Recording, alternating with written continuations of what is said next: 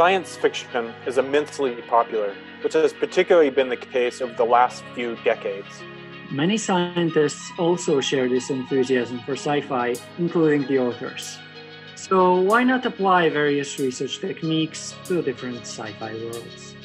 We want to create a sci-fi computational community where we can explore different worlds and understand how different phenomena emerge in these worlds. Sci-Fi ABM is an open source and fully volunteer-based project. The participants can explore their favorite science fiction stories with new mediums like agent-based modeling or even differential equations. When we talk about politics, societal trends, and dystopian futures, 1984 is the most common example. Everyone's afraid that we're either going towards Orwell's world of propaganda, surveillance, and lack of empathy, or convinced we're already living in such a world. How does a democratic community transform into a 1984 society? If we knew it, we could avoid it. How can the citizens already living in a 1984 world change it for the better? Instead of going for an agent-based model, I went for a system of differential equations, modeled here in a form of block algebra. All aspects of the society are connected in a big loop.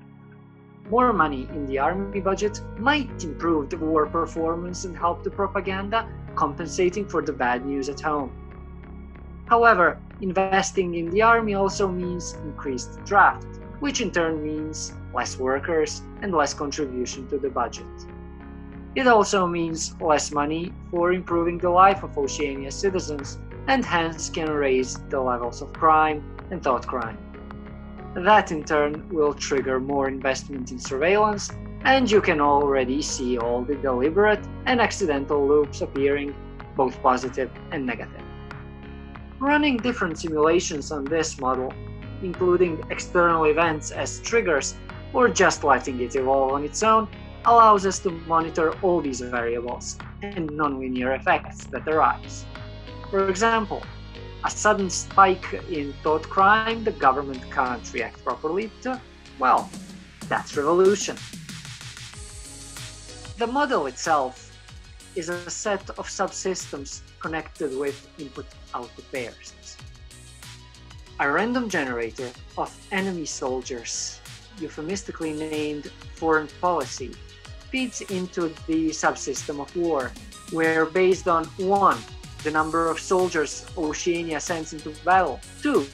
Number of enemy soldiers, 3. An element of chance, and 4. Historical record, battle results become propaganda fodder for the masses. However, you can't make the whole news broadcast about the war. You have to talk about domestic affairs as well, which usually means cutting chocolate rations down. Add the war news to the peace news, amplify it, and send it out to the masses. People will process that, together with the surveillance the state puts on them, living conditions they experience, and military service enforced by the government.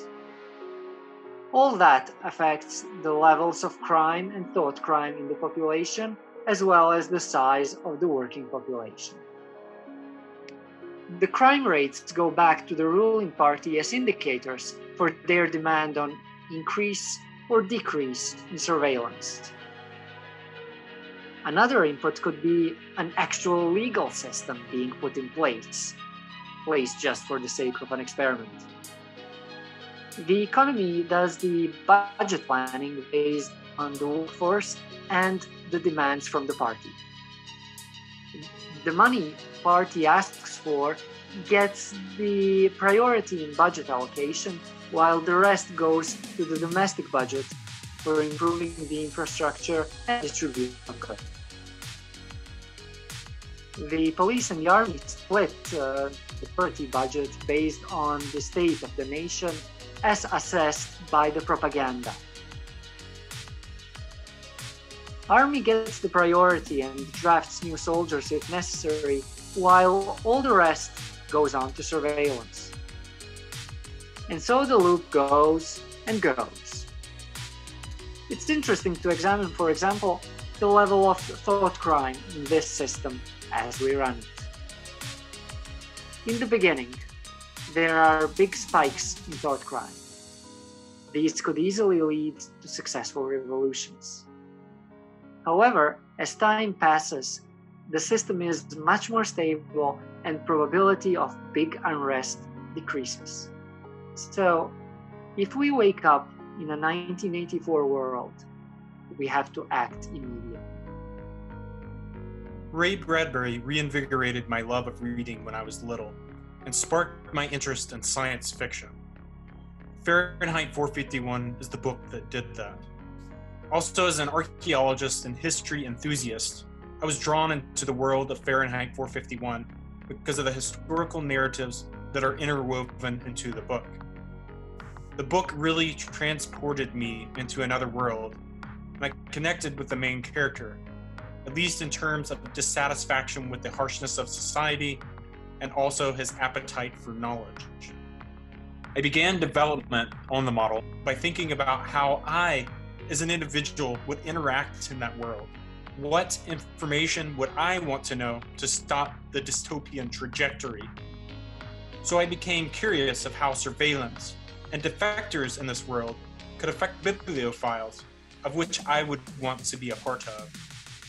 So relying on previous ABM experience, I began constructing a conceptual model of how bibliophile agents would interact in this world. Although I have spent time interacting with this world, I'm still left pondering, at what point for our modern society, how much surveillance increase and people defecting does it take before we flip into a world where something like books would be illegal or managed? And by defecting, I partially mean that people are blindly following with little regard for questioning, discovering complexity, disregarding science, and so on. So I plan to continue to explore the Fahrenheit 451 world to understand if there is a way to stop the flip into dystopia. One cool thing about this project is that although I'm using computational complexity science to understand these dystopian sci-fi worlds, to explore it in a completely different way. We hope that the application of computational complexity science to these sci-fi dystopian worlds will help us to learn more about our own world, our own histories, or even future potential trajectories. We believe that this project will get the attention of a new audience and bring them into both classic and new sci-fi exploration. We also hope to find new collaborators who could take on different sci-fi stories using their unique approach. We look forward to hearing from you. Thank you.